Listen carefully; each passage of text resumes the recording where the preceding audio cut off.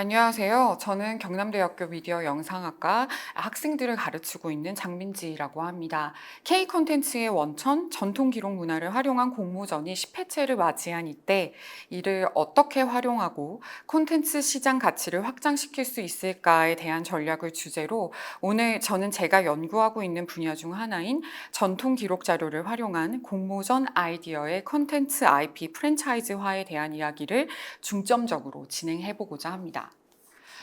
공모전 하면 떠오르는 생각이 어떤 것들이 있으실까요? 공모전은 참여 문화의 일환입니다. 공모전을 통해 참여 주체들은 새로운 정보를 접하고 이를 공모 주체 측과 함께 만들어 나간다는 감각을 부여받습니다.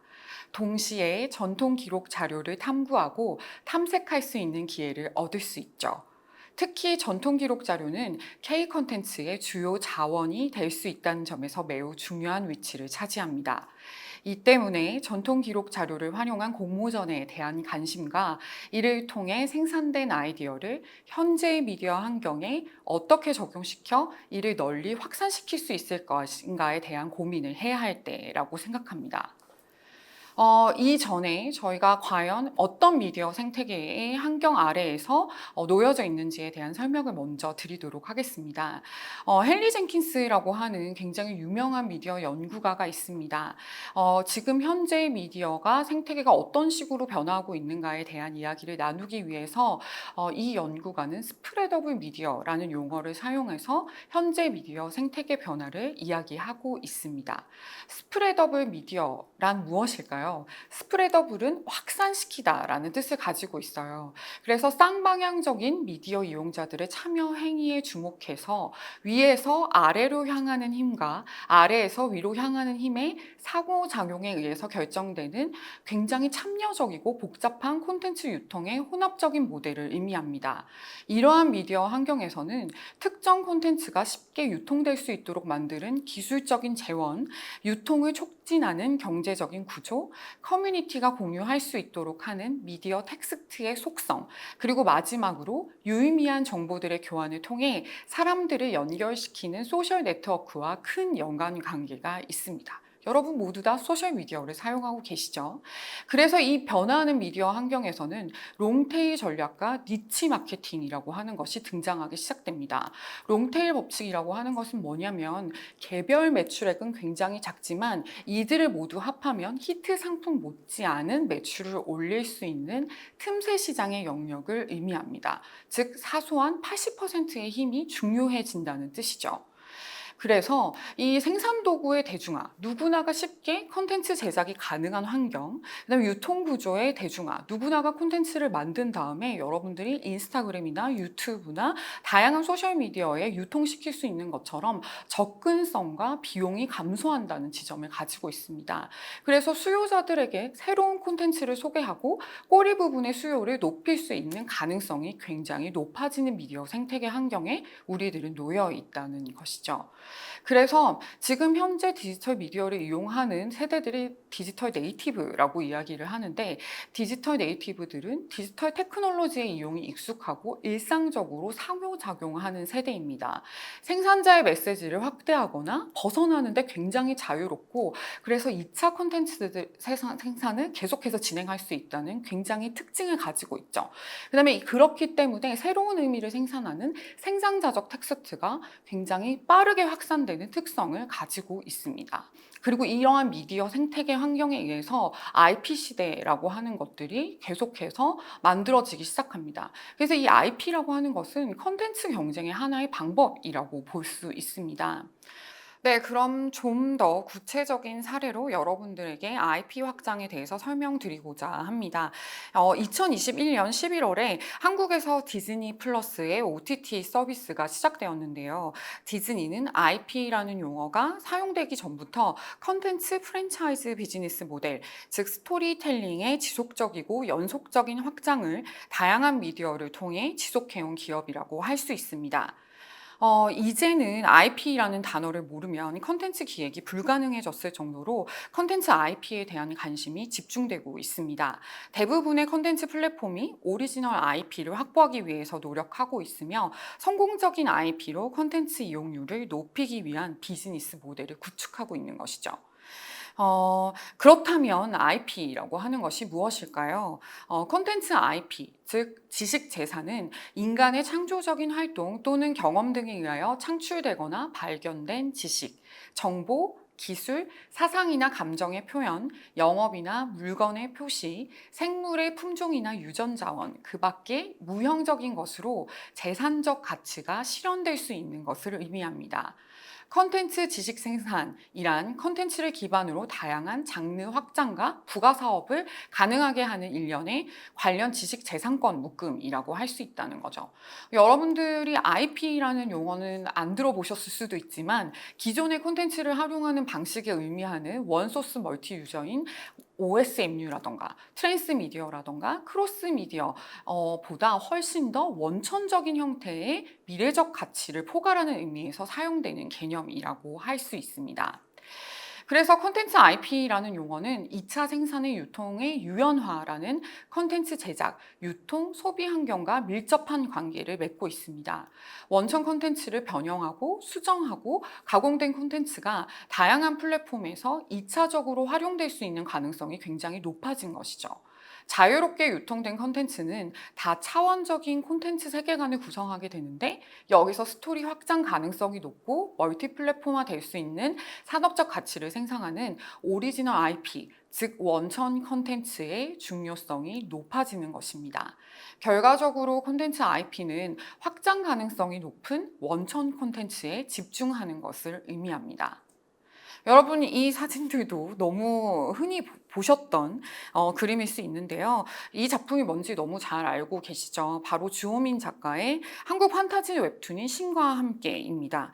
이 웹툰은 한국의 전통 신들과 주인공들을 통해 신과 인간의 운명에 대해 다루는 옴니버스 웹툰이라고 볼 수 있는데요. 대중들의 굉장히 많은 사랑을 받았죠. 동시에 신과 함께 원작은 영화화돼서 대한민국 웹툰 원작 영화 사상 처음으로 전국 1,000만 관객을 돌파했습니다. 더불어 시리즈의 2편인 인가연 또한 전편 제아벌과 마찬가지로 1,000만 관객을 돌파하면서 대한민국 최초로 시리즈 모두 1,000만 관객을 돌파하는 영화가 되었죠. 그뿐만 아니라 여러분들 보시면 아시겠지만 이 웹툰은 저승편이 일본에 판권이 팔려서 일본 만화로 리메이크되고 넷플릭스에서는 드라마로 공개될 예정이라고 합니다. 이러한 콘텐츠 산업 전략을 우리는 콘텐츠 IP 프랜차이즈화라고 합니다. 특히 제대로 된 스토리텔링은 일회성을 갖는 것이 아니라 사람들에 의해 활용되고 소비되며 스스로 생명력을 얻을 수 있습니다. 그래서 콘텐츠 기획이 점점 진화해서 IP 프랜차이즈 전략이라는 용어가 나오게 되는데요. 프랜차이즈, 어디서 많이 들어보셨을 거라고 생각합니다.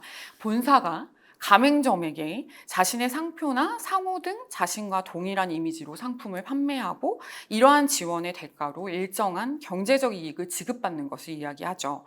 이걸 콘텐츠 IP에 이식한 것을 바로 콘텐츠 프랜차이즈라고 합니다. 헨리 젠킨스는 콘텐츠 프랜차이즈 확장이란 하나의 이야기 세계로부터 다양한 이야기를 다양한 미디어에 도출하는 것이라고 언급했어요. 이러한 콘텐츠 프랜차이즈 전략은 앞서 말씀드렸던 디즈니뿐만 아니라 마블에서도 많이 활용했던 방식입니다. 미키마우스를 한번 생각해 보시면 가장 빠를 것 같은데요. 하나의 캐릭터는 테마파크, 애니메이션, 텔레비전, 영화, 엔터테인먼트 사업까지 IP를 확장하게 됩니다.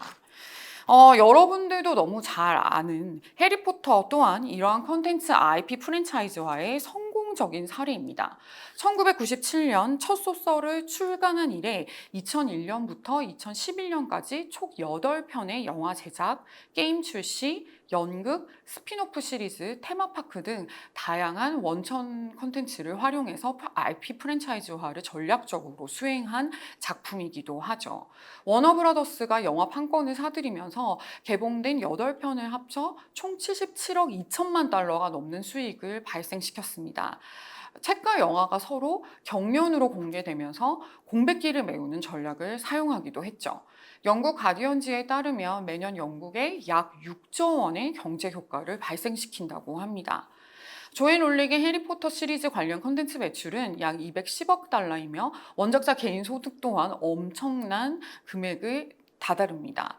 그리고 헐리우드 역대 흥행 20위권 중 해리포터가 시리즈가 6편이나 차지하게 되어 있습니다. 결과적으로 하나의 컨텐츠 IP가 전 세계적으로 확산되고 많은 이들이 이를 이용한다는 것을 이 사례를 통해 확인이 가능합니다. 그렇다면 전통 기록 자료를 활용한 공모전 IP 어떻게 확산시킬 수 있을까요? 우선 확장형 스토리텔링 구조를 가진 공모전 아이디어를 IP화하는 것입니다.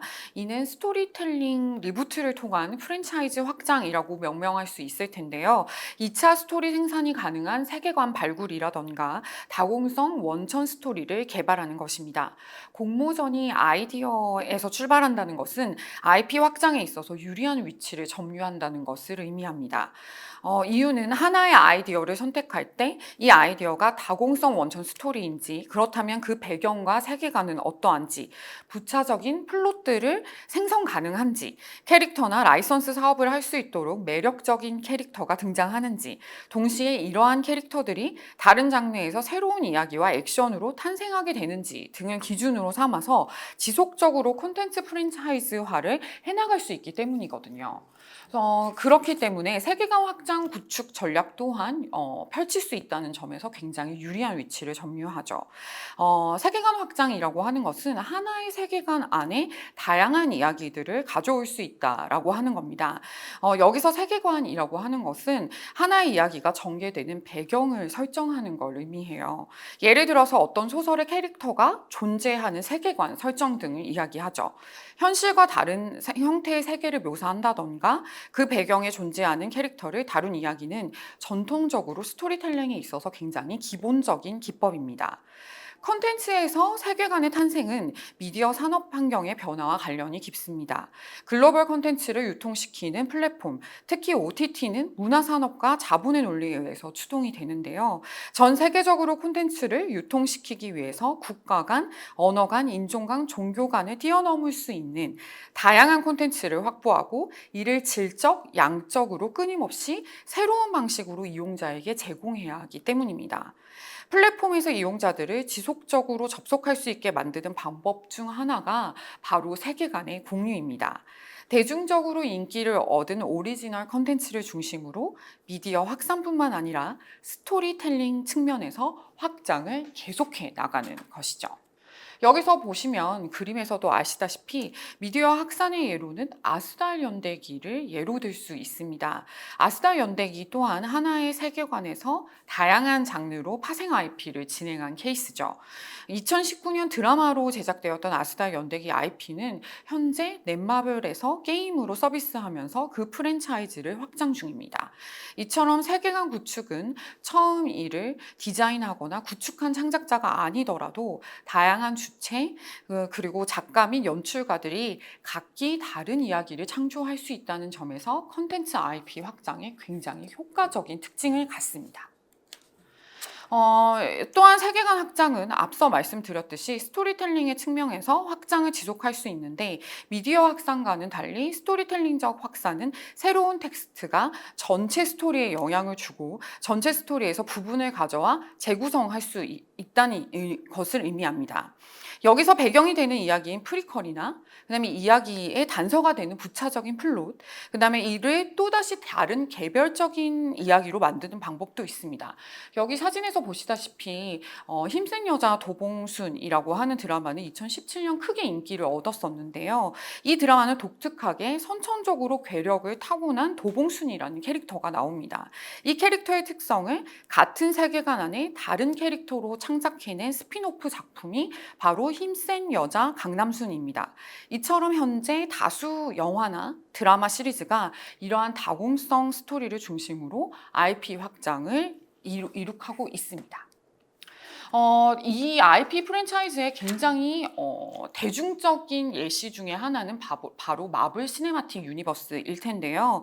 마블은 아이언맨, 캡틴 아메리카, 헐크, 토르, 블랙 위도우, 그 다음에 호크아이를 하나로 묶은 어벤져스를 성공시키면서 개별 캐릭터들을 스핀오프한 시리즈물을 동시에 생산해내기 시작했습니다. 여기서 스핀오프, 아까 강남순에서도 나왔었는데요. 스핀오프란 기존의 중심이 되었던 캐릭터 이외의 캐릭터가 주인공이 되어서 그들의 역사나 서사를 새롭게 창작해내는 것을 의미합니다. 결과적으로 세계관의 등장 및 공유, 이를 통한 서사적 확장 전략은 급변하는 미디어 산업의 컨텐츠 유통 방식에서 비롯된 컨텐츠 IP 확장 전략의 일부일 수 있습니다. 특히 컨텐츠 내부에서 세계관의 공유는 하나의 텍스트에서 등장했던 각기 다른 캐릭터들의 연결 혹은 분리를 가능하게 하면서 또 다른 파생 이야기를 생산해낼 수 있는 중요한 기제로 작동합니다. 마지막으로 단순히 한 장르의 경계를 두고 공모전 아이디어를 활용하기보다는 전통 기록 자료의 IP를 높이기 위해 하나의 IP를 어떤 컨텐츠 프랜차이즈로 활용할 수 있을지에 대한 매핑이나 가이드라인 또한 전략적으로 공모를 진행하는 것이 중요하다고 생각합니다. 기존 공모전에서 영화나 웹툰, 애니메이션 등 장르를 구체화하는 데서 집중을 했다면 멀티미디어와 멀티 채널로 어떻게 이 아이디를 IP화하여 확산시킬 것인지에 대한 전략 또한 공모전에 포함시키는 것이죠. 다시 말해 IP 프랜차이즈와 혹은 활용 전략을 공모하여 이를 함께 발표하게 한다면 차후 확산과 유통, 활용도를 높이고 이 IP 가치를 높이는 데 큰 효과를 발휘할 것이라고 생각합니다. 여러분, 제가 존경하는 학자이자 미디어 연구가인 헨리 젠킨스는 콘텐츠는 확산되지 않으면 사라진다라고 말한 바 있습니다. 전통 기록 자료를 활용한 공모전이 꾸준히 확산되기 위해서는 이 아이디어가 스스로 생명력을 찾고 지속적으로 확장될 수 있는 이야기로 전환되어야 합니다. 향후 전통 기록 자료가 더 많은 전환과 경계 없는 확장을 이루기를 기원합니다. 감사합니다.